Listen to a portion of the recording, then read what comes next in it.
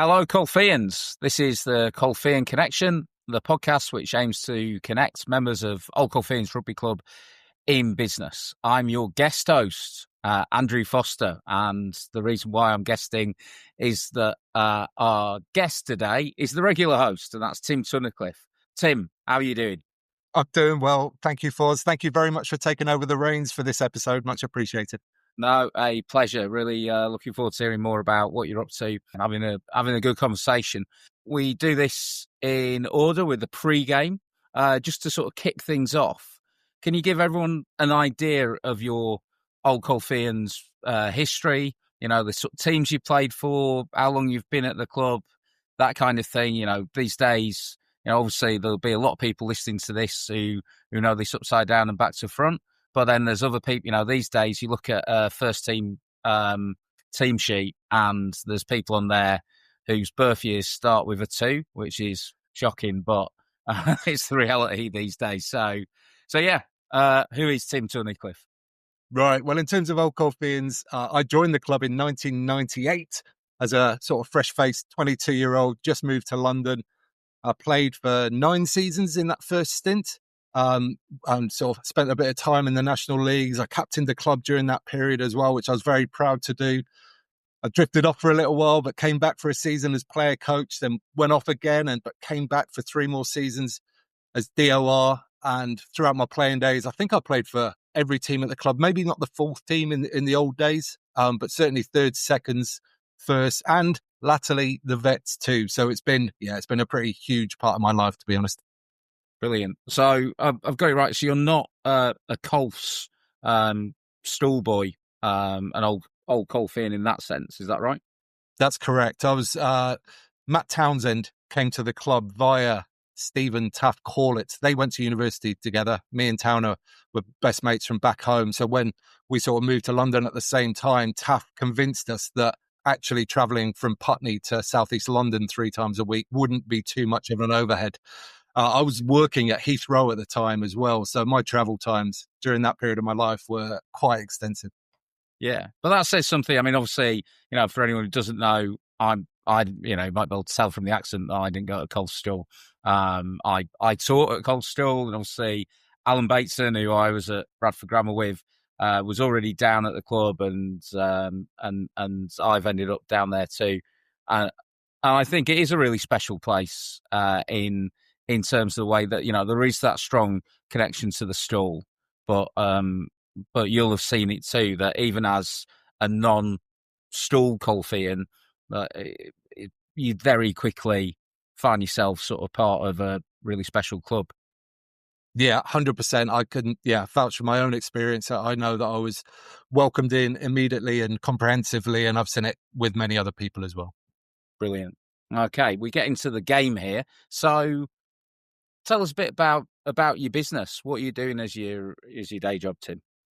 Well, I very simply answer this as I build websites, which probably doesn't do it its full justice. I started in this game in sort of 1995. I think I built my first website, and now it's developed. All the tools are so much better now. Building websites is quicker and easier, but the expertise around it still remains there. You still need to know the best things to do to get the best results for your clients, depending on what their business goals are. So yeah, I build websites, but really it's a lot more than that. It's more like sort of almost like a digital marketing service. And I work for clients directly myself through my company WebPie. And I'd sometimes work as a contractor as well for various other people, which has led to working with some pretty huge brands like Panasonic, for example. Oh, nice. I mean, can you go into a bit more specifics about like how do you help if you're working with someone? What are the sort of tactics that you're using to bring value? Right. Well, a lot of it really depends on where the person is or the company is with their business. So there's lots of different scenarios. I quite often deal with startups. So there's a lot of identifying who the client's ideal client is themselves. So we're looking at customer personas, that kind of thing. Almost a bit of branding as well for the company. How do they want to be perceived? What will their target clients most want from them? So there's a lot around that. And then it's trying to work out where their clients exist online. So it could be, depending on the age demographic, it could be in Facebook groups, it could be on Instagram, it could be on TikTok. So there's some figuring out of that as well. So it's, quite often I'm involved with understanding the digital sort of landscape and helping the client find the most efficient route to getting clients. Nice. If someone's listening to this and thinking, well, this might be for me, like how do they start? Like who are the people that you're helping? Right. Well, in my business, as with many businesses, I think it's very advisable to niche down. However, I haven't managed to do that. So really, I can help anybody that wants a website or wants a web presence or wants some kind of digital marketing advice, I guess. And this can be from anything from a sort of solo entrepreneur or content creator all the way up to bigger businesses. Like I'm working with some sort of financial institutions at the moment with their website. It could be anybody. And there's an argument in some quarters, and I think it stacks up in some quarters that, do you need a website in today's world? And for some people, maybe you don't, but having your own digital real estate there is a real foundation if you want to build something bigger, because you really can't rely on the social media companies to continue giving you reach, to continue giving you sort of their platform. For example, obviously in the US recently, there was a little period there where it looked like TikTok was going to be banned. And if you're a US entrepreneur just solely using TikTok, then your business could have gone up in smoke in moments. And so it's a very unstable thing to rely on the social media platforms. Yes. I mean, I know from my own experience, I think the website's crucial as just the sort of go-to place. And I have it all the time with clients that they're like, well, what do I go and look at? How do I get more detail on this? And I think that's where the web, I don't want to be saying, oh, watch this TikTok. I want to be saying, right, here's the website. Here's things laid out exactly as we want them to be laid out in order for the potential customer to be able to see things the way we want them to see them. Who are the sort of people that potentially could, help you partner with you, Tim? Right. Well, the sort of I'm very strong, I think, on the technical side of things, on understanding code and how to set up websites. But my sort of slight weakness, I would say, is probably in the design area. That's an area that I've worked on, but I know it's not natural to me. So any sort of designers out there, graphic designers that want or are interested in potentially working with me, then I'd certainly be open to that. Yeah. And there are a lot of creative Colfeians out there. That's one thing I've always seen down at Old Colfeians, that some of the ugliest, least likely people in terms of sort of creativity and what have you, and then they surprise you and they're able, they're able to play a concerto on the piano or whatever, and there'll be some Colfeians out there for any job. That's been my experience. We've hit half time. Have you got a story, a favourite moment from your Old Colfeian rugby days? Yeah, now I did rack the memory for this, because there's obviously, like, having played at the club or been involved in the club for 13 years, there's a huge amount that I could go into, but I'm going to pick a time when we just got promoted to the national leagues. With that came a huge amount of excitement about, in particular, travelling down to Cornwall to play some of those Cornish powerhouses for the first time. And our first ever trip down there was to play against the Cornish Pirates, and they were high flying. They were full of internationals. And we took the train down on the Friday night, had a few lucky Guinnesses on the way down. And it was the time actually when James Griffiths was captain that first season in the National Leagues, but he was unavailable for some reason. So it was actually my first ever time captaining Old Colfeians in a first team competitive fixture. And honestly, we were like excited kids going down there. It was like a day trip. We had such a good time. We ran out onto the pitch and the stadium announcer played "Mama Told You Not to Come." And we're literally running out laughing to play against this incredible team. And everybody's just laughing and having a good time. And like, I'm not much of a talker really when it comes to skippering. I'm sort of led by actions more than talking. But for some reason, I managed to sort of summon up some West Country passion, and I got everybody round and fired up. And essentially my message was, we're kicking off. I don't care about the ball. Let's just go and smash somebody and put a sort of marker down here. And amazingly, it worked. Like everybody just went, right, I'm buying into that. Let's go and do this. This is West Country stuff. Let's go and have a go. And we whacked them at the kickoff. And look, we were losing 14-7 at half time, which for me was like a remarkable success against a team like that. So, they did go on to score about 50 unanswered points in the second half, but for a little while there, we were really sort of living the underdog dream. So that was a special moment for me. Yeah, you got to do it. This is with my club back in Yorkshire, Keighley. It was a tour / stag do, and the best man sorted us out to play against Benidorm, and he presumed that them being Spanish, they wouldn't be any good at rugby. What he didn't realise is all the local hotel owners had tried to get a Heineken Cup team together. So when we ran into one of their players in a Spain international tracksuit before the game, we realised might have bitten off a bit more than we could shoot, and I think it was 28-0 after about 10 minutes. So, and we sort of brought it back together later. But I totally get that. Yeah, like those are some of your best memories, the sort of mismatches, and like the groom who was also the club captain, who'd been on the beer from Friday morning to literally getting off the coach for this game, just turned into this huge drunken bear and just sort of pulled us all together. And we finished with 13, even though we had a touring party of 35. I ended up in the centre, which anyone who's played with me knows how ridiculous that is. But it's sort of special, isn't it? And it's part of what makes rugby worthwhile. No, Absolutely. so we're into the second half, Tim. Case studies, success stories. What are the sort of things that you've most been pleased with when it comes to your work? Right. Well, I've done plenty of work for lots of Colfeians over the years, but that includes building the Horn Park website that's there at the moment, and also the Old Colfeians Rugby Club website, which has been ongoing. I don't know, but that might be 15 years worth of work into that now at the moment. But the part of it that I really want to highlight is the bit that's behind the scenes. So there's always been a problem with sort of assessing availability every week to week. It's a lot of work for club admins. So we built a system which emails out the fixtures every week, and then the players get a unique link which they can click and update and let the management know their availability for the coming weeks. And that's changed and evolved over time. But the end result of it is that we've got many more people available, and availability has been easier to collate.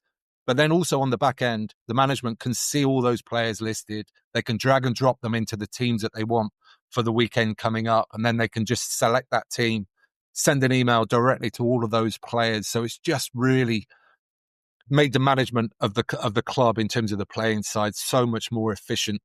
And the most recent update of that as well is that we've sort of noticed that the new generation of players coming through, email's not a thing for a lot of them, so it's very tricky to get them on email. So we've integrated WhatsApp into the system now as well. So you get a WhatsApp message, and you can just click on that, go through, input your details, and it's it's been a win-win, I think, for everybody.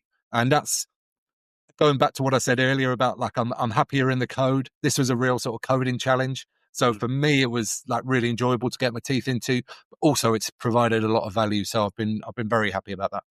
Yeah, well, I can, as someone who spends quite a lot of time trying to get third teams out, like thank you for everything on that front. And I do think, it's a rugby issue, but it's a wider issue that getting hold of people, if the medium that we're used to as sadly increasingly older guys isn't being used by the people you try and get hold of because they're younger, they that's going to be a problem. That's going to be a problem for rugby clubs. That's going to be a massive problem for businesses. So to have your ability to be dynamic in how you're getting in touch with people, that makes a lot of sense to me. So we're headed to the bar. Like, who are we looking for? Like, who are the people that that you're most wanting to have a chat with, and how do they get hold of you? Right. Before we would go to the bar, though, Foz, I'd quite like to talk about another success story, if that's all right, because it ties in. Oh, yeah. Sorry, mate. That's okay, mate. No, it ties in with my podcast as well. Yeah, absolutely. We'll go for another one. So I've built up a podcast over the last 6 or 7 years called the Amateur Rugby Podcast, and I'm pretty proud of it. It's there to support and help the growth of the grassroots game. There's lots of good information from loads of really sort of top individuals throughout the game in the UK about how to grow your club. There's lots of coaching tips in there. It really depends on the guest as to what I'll go into, but it's really all about sharing stories about the grassroots game and helping to support clubs and individuals within it. That's been great over the years, but what I've extended to now is to have a YouTube channel where I look at the elite end of the game as well. So there's lots of analysis on there about what's happening at the top end of the game, and that's something that I really enjoy doing. I think anybody that's known me over the years knows that I'm pretty much happiest when I'm talking about rugby. So to be able to grow that has been a real pleasure. But what it's also allowed me to do is gain experience of that platform in particular. And I've sort of picked up a client very recently that wants to start their own YouTube channel as well. And I've been coaching them through the process and what it looks like and what the best practices are on YouTube. And within a week or so, the difference in level of the content that they're producing from then until now has been remarkable. So I'm also very proud of that. So it's, yeah, get on the podcast as well. I mean, well, if by definition, anyone who's hearing me speak now is listening to a podcast, I think that it's not surprising the explosion of podcasts. Just thinking about my own, I barely watch TV anymore, but there's loads of times where I am doing chores, I am in the car, I'm even going around the supermarket, and I can't read anything. I can't necessarily watch anything, but can have my AirPods on and I can be listening to whatever it is. And so I think it is a really, an amazing channel for talking to customers, talking to the people that you need to talk to. So anyone out there who's wanting to do more, especially if you're wanting to get a bit more in depth with your customers, really get the texture of the value that you're bringing to them, then talking to Tim about how a podcast could support that makes a lot of sense. Oh, brilliant. Yeah. Should we head to the bar then? Let's go to the bar, mate. Yeah. And in the bar, the virtual bar, who are we looking for?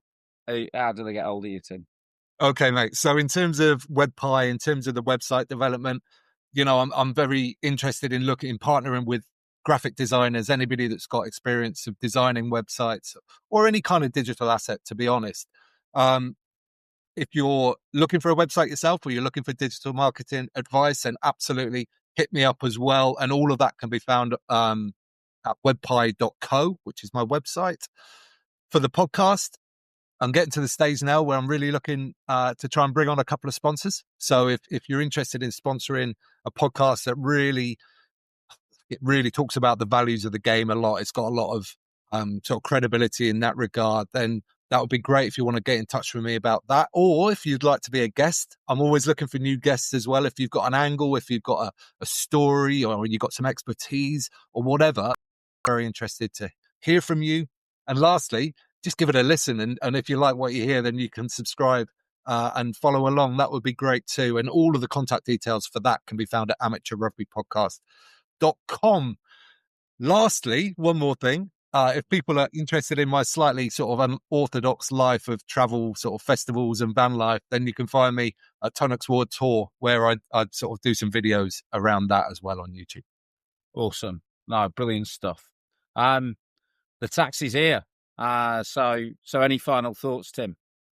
Yeah, I mean, it's been a common theme on this podcast so far, but it's really just the thought that the rugby connections I've made in my life are the best connections.